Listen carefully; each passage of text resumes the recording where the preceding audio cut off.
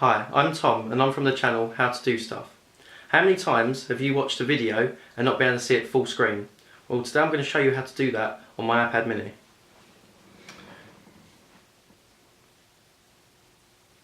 You'll be watching a video and you want to see it sideways so you get full screen. You can't see full screen. Today I'm going to show you how to do that. If you swipe up, you access your control panel. If you find an icon here with a padlock in the middle, tap it, swipe back down, go into your video, press play.